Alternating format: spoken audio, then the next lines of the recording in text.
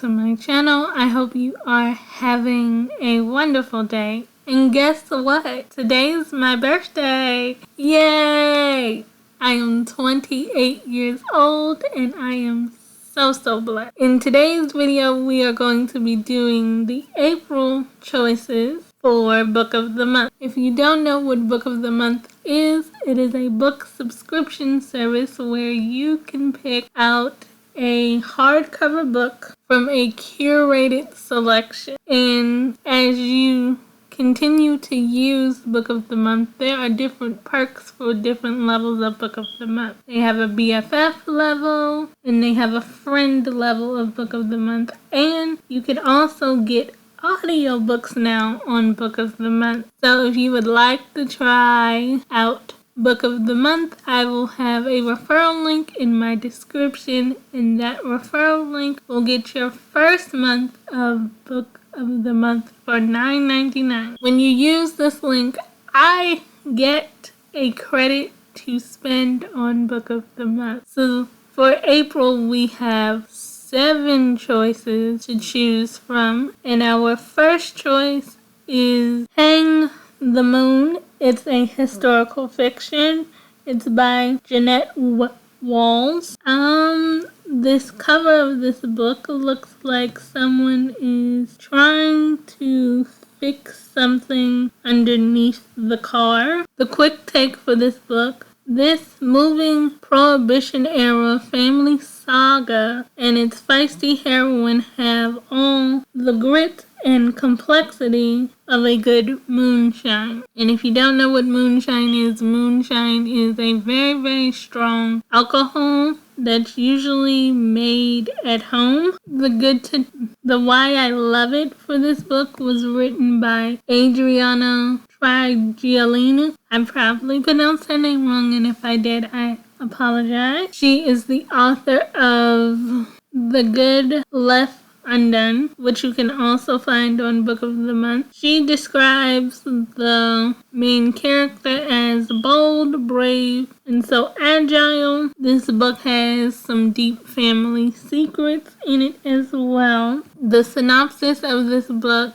Sally Kincaid is the daughter of the biggest man in a small town, the charismatic Duke Kincaid, born at the turn of the 20th century into a life of comfort and privilege. Sally remembers a little about her mother, who died in a violent argument with the Duke. By the time she is just 8 years old, the Duke remarries and has a son, Eddie. While Sally is her father's daughter, sharp-witted and resourceful, Eddie is his mother's son, timid and cerebral. When Sally tries to teach young Eddie to be more like their father, her daredevil coaching leads to an accident and Sally is cast out. 9 years later, she returns, determined to reclaim her place in the family. There's a lot more complicated than Sally expected. She enters a world of conflict and lawlessness. Sally confronts the secrets and scandal that hide in the shadows of the big house, navigates the faction in the family and town, and finally comes into her own as a bold, sometimes reckless bootlegger. This book does have a content warning. I will highlight the content warning for you so you can read it. And please read the content of any book that you choose. Please read the content warnings, because some of the books that have deep rooted points in the book can have triggering effects if the trigger warning is something that you have experienced or you know someone that has experienced these triggers. So please read the content warning of the book. Book number 2, The Only Survivors by Megan Miranda. This book is a thriller. this was one of my choices that I picked up this month. The quick take. A group banded by decades-old pack and survivor's guilt unite at a remote island house in this taut, twisty tale. I'm already intrigued. I was intrigued by the cover.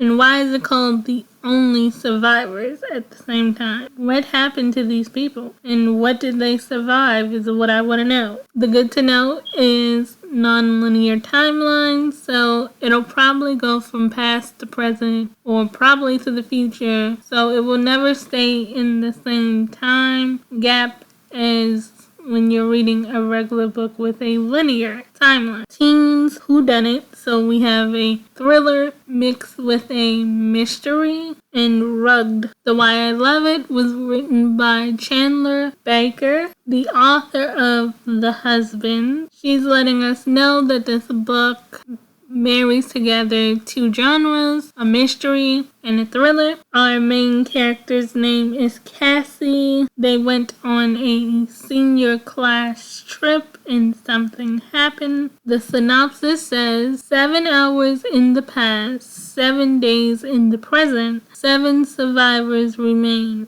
Who would you save? I feel like when you have to think about saving people, the first thing you think of is how do I save these people, or how do I save myself so I can try to save the other people. A decade ago, 2 vans full of high school seniors on a school service trip crashed into a Tennessee ravine, a tragedy that claimed the lives of multiple classmates and teachers. The 9 students who managed to escape the river that night were irrevocably changed. A year later, after one of the survivors dies by, I'll highlight the word, so you know this book is going to have a trigger warning because of this word right here. On the anniversary of the crash, the rest of them make a pact to come together each year to commemorate that terrible night, to keep one another safe, to hold one another accountable, or both. So what I'm getting by those 2 lines is somebody might be responsible for this accident, somebody in the group, or somebody's dealing with some sort of guilt because they might believe it's their fault. Their annual meeting place, a house on the Outer Banks, has been a refuge, but by the 10th anniversary, Cassie Bent has worked to distance herself from the tragedy and from the other survivors. She changed her mobile number. She blocked the other email addresses.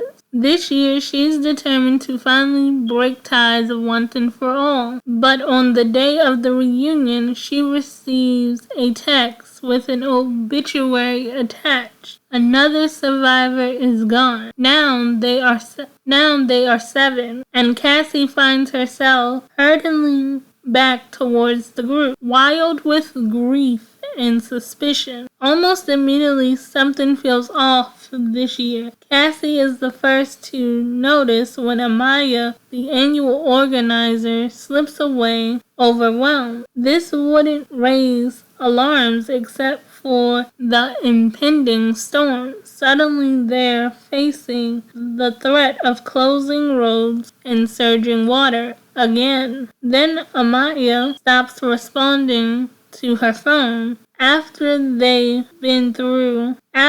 all they've been through, she wouldn't willingly make them worry, would she? That's a good question. Why would Amaya just disappear? Or did she disappear? To be answered. And as they promised a long time ago, each survivor will do whatever he or she can to save one another, or won't they? I want to know, what was the big secret about the senior class trip? What actually happened? Did they actually get stuck in the water, or did something else happen? And that's the story that they told everyone to cover up what actually happened. I'm not really sure, but I'm definitely excited to read this. Book number 3 is a contemporary fiction. It is called Romantic Comedy. It is by Curtis Sittenfeld. I apologize if I pronounced the name wrong. I did add this one to my TBR, but this was not my second choice. The quick take, 2 minutes to showtime.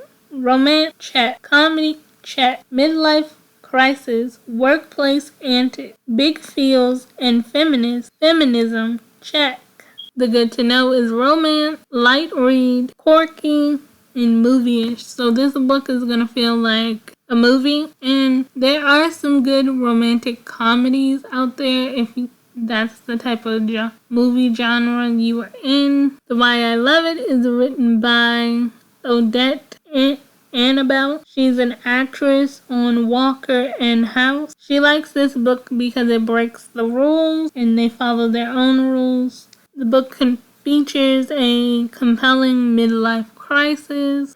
The synopsis: Sally Miz is a sketch writer for The Night Owl, the late night comedy show that airs on Saturday. So this is like the book version of SNL. With a couple of heartbreaks under her belt, she's long abandoned the search for love, settling instead for the occasional hookup, career success, and a close relationship with her stepfather to round out her satisfying life. I get that it's hard to go through a breakup and feel like love will never come to you or you will never find love, but I don't think anyone should give up on finding the person that they love. It's just going to take them some time, and it's going to take them a little bit longer to find their partner. But when Sally's friend and fellow writer Danny Horst begins dating Annabelle, a glamorous actor who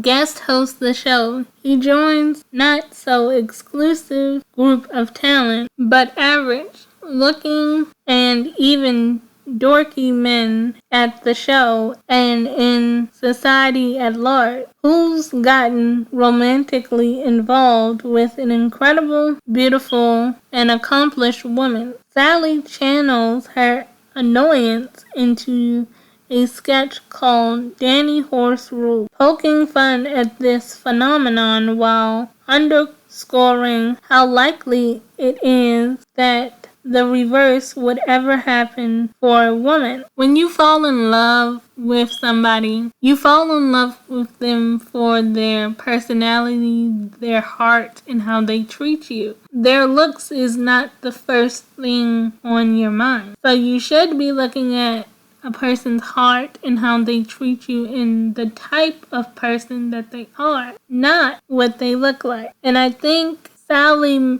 makes a whole sketch about this because Danny seemed to have found something that Sally desires but hasn't found. And there also might be a tiny bit of jealousy as well. Or does Sally actually like Danny and she just hasn't told him? Who knows? Enter Noah Bruiser, a pop star sensation with a reputation for dating models, who signed on both as host and musical guest for the Week show. Dazzling with his charm, Sally hits it off with Noah instantly as they collaborate on the sketch. After another, she begins to wonder whether there might actually be sparks flying. But this isn't a romantic comedy, it's real life. And in real life, someone like him would never date someone like her, right? Okay, I don't know what's wrong with Sally or why she feels this way, but it seems like Sally feels undeserving, and Sally might have a little bit of a self-esteem issue, not feeling worthy of love, and sounds like she's wondering why this mega pop star or musical pop star would fall for her, or why would he date her. She must think this musical pop star has a type and she doesn't fit the mold of that type. But love is unpredictable. Love works in mysterious ways, and you never know the type of person that you're going to fall in love with. Book number 4 is a dystopian. It's called Camp Zero. I added this one to my TBR. It is a debut by Michelle Min Sterling. The quick take for this book: don't be fooled by the floating cities and brain implant. This mysterious polar camp riveted by inequality is no utopia. There's multiple viewpoints, so you might get a chapter of one character and then another. I find multiple viewpoint books very interesting to read. If you want to see some of the multiple viewpoint books that I've read, most of them have been by Colleen Hoover. I do have those reviews up on my channel, so just go take a look if you're looking for other multiple viewpoint books. We have a slow build. So what slow build usually means for me, it's going to take a few chapters before we start getting into the juiciness of the book. Tech world, so we're going to think about technology and computers and immigration. The Why I Love It is written by Anna Healy. She's a Book of the Month editor. She's on the editorial team. This book has to do with climate risk and the technology to deal with that. So this book is probably going to have some science in it, so that intrigues me. And I want to know, how do they feel as though the climate crisis is going to affect them now and in the future. The synopsis is: in the far north of Canada sits Camp Zero, an American building project hiding many secrets. I wonder what those secrets are. Do they know something that they're not telling the rest of the world? What is up with the secrets? But I'm intrigued. Despite desperate to help her climate-displaced Korean immigrant mother, Rose agrees to travel to Camp Zero and spy on its architect in the exchange for housing. She arrives at the same time as another newcomer, a college professor named Grant, who's determined to flee his wealthy family's dark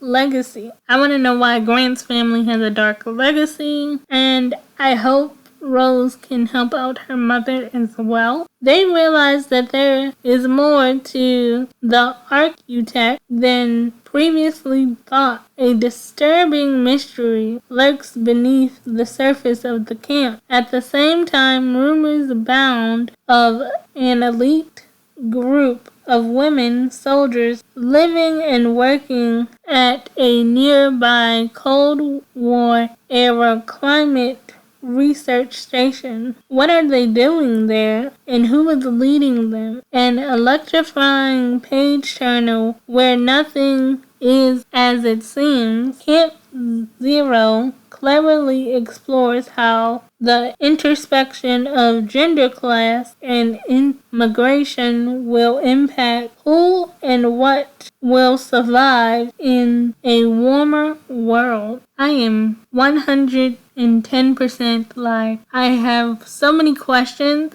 I couldn't even tell you what all the questions is. And the fact that they're saying that gender, class, and immigration will play a part intrigues me more. I wonder how they're intertwined, but also different. Book number 5 is called Adelaide. It is another contemporary fiction. I like the flowers on this cover. It's giving me simple but spring vibes at the same time. This book is by Geneva Wheeler. It is her debut book. The quick take: this raw and wrenching exploration of toxic relationships and the aftermath doubles as an ode to the power of self-love. I'm intrigued by the quick take. This was not my second choice, and I did remember to add this to my TBR. It says, life is tragic. This book is melancholy. So this is already letting you know this book is sad. The good to know is heavy read, female friendship, sad, and no quotation mark. The Why I Love It is written by Carla Lovering. She has a book called Too Good to Be True. You can find it on Book of the Month. She's letting us know that this debut book has blown her away. The protagonist has hit her rock bottom. She is in the hospital. There is going to be a trigger warning for this book as well. So, as I will remind you, please check for trigger warnings before you pick up any book. And if the book has a trigger warning, please read the trigger warning. The synopsis: for 26 years, Adelaide Williams is an American living in a dreamy London. Meeting Rory Hughes was like lightning bolt out of the blue. This charming Englishman was the one she wasn't even looking for. Is it though? Is it even? Okay, this sounds like so far a whirlwind of a romance. Does he respond to text, honor his commitment, make advanced plans, sometimes rarely and no, not at all. But when he shines his light on her, the world makes sense, and Adelaide is convinced that in his heart he's fallen just as deeply as she has. Then when Rory is rocked by an unexpected tragedy, Adelaide does everything in her power to hold him together, even if it means losing herself in the process. I'm already sad for them. I'm sad for the whole situation because Rory's tragedy seemed to affect him greatly. And then Adelaide is watching him, but she's trying to keep him together, but she's also losing focus on herself, but she's also slowly losing herself in the process by trying to be helpful to someone else. My heart is breaking for this. When love asks too much of us, how do we find the strength to put ourselves first? With this unflinching, honest, and this relatable debut from a fresh new voice explores grief, mental health, while capturing timeless nurture of that. What it's like to be young and in love with your friends, with your city, and with a person who will not love you back. Oh, my heart is breaking for this story. Because it's hard to be in love with somebody that doesn't love you back just because they don't love you. And it's also too hard to be in love with somebody that doesn't love you back. But the reason why they don't love you back is because maybe they just don't know how to. Maybe they've never been shown love or experienced love or anything like that. So they don't know how to show you love back. This book sounds heartbreaking. Book number 6 is a historical fiction called Anna Maria and the Fop by Leona de La Rosa. I apologize if I messed up the author's name. This cover is gorgeous. It's giving me dancing together vibes, maybe some salsa, some mariachi music, all of those vibes. The quick take: in this sumptuous, swoony Victorian romance, an eldest daughter struggles with responsibility and the pulls of her heart. So it sounds like she's gonna have to choose between her family and maybe someone she falls in love with. The good to know is social issues, first in a series. Salivus Sibling. The Why I Love It was written by Farrah Roshan, who is the author of The Boyfriend Project. I did read The Boyfriend Project. The Boyfriend Project is the first book in a 3-book series. The review for The Boyfriend Project is up on my channel now. I have finished the second book in the series. I will have that review up for you guys soon. But the Boyfriend Project review is up on my channel now. I'll link it somewhere up in the card. It was a 5-star read for me. It is very good. Highly recommend. This story takes place in a time like the French occupation of Mexico. Maria is an heiress, so her family probably wants her to marry someone with a high regard and probably just trying to keep her safe because their country is being taken over at the same time. The synopsis: a forbidden love between Mexican heiress and a truer British politician. So we're mixing being taken over and politics and love. Sounds like it's going to be a complicated story, but also an interesting one. A forbidden love between a Mexican heiress and a sure British politician makes for a tantalizing Victorian season. Ana Maria Luna Valdez, I apologize if I mispronounced the name, has strived to be the perfect daughter, the perfect niece, the perfect representative of her powerful Luna familia. No one is perfect. No one will ever be perfect. We just all strive to do our best. So when Ana Maria is secretly sent to London with her sister to seek refuge from the opposition of Mexico. So her parents are trying to get her and her sister to safety. She experienced her first taste of freedom from judgmental eyes and from her domineering father. If only she could ignore the piercing look she received across the ballroom floor from Ashore Mr. Fox. Gideon Fox himself from London's gutter by chasing his burning desires for more opportunities, more choices for everyone. Now as the Member of Parliament, if you didn't know, Parliament is the London government,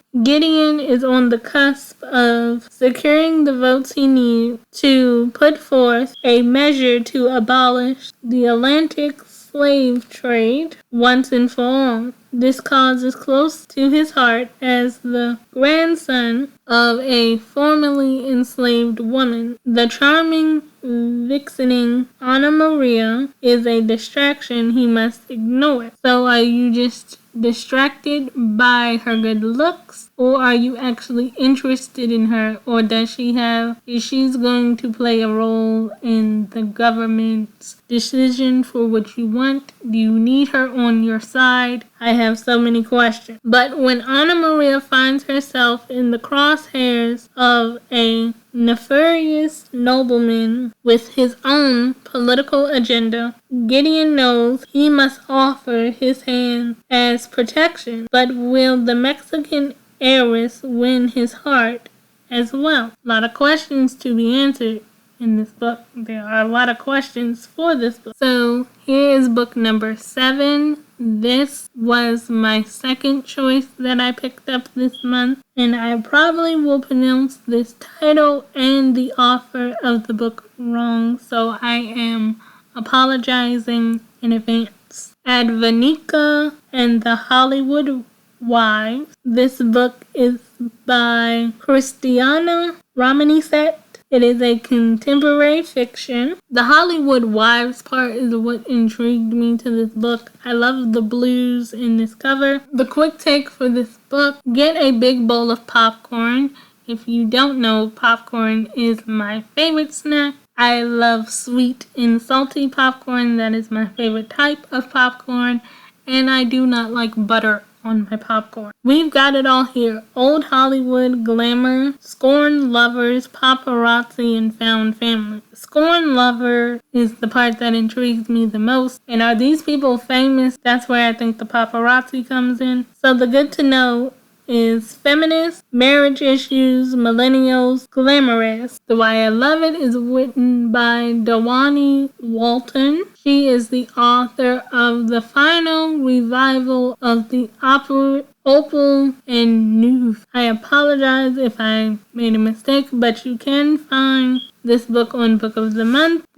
She describes this book as something in between dark romance, satire, and mystery. Now, I love a good mystery and a good dark romance too, so I'm already intrigued. And I wonder what makes this romance so dark. Is there some sort of secret, or is this another forbidden lover situation? Questions.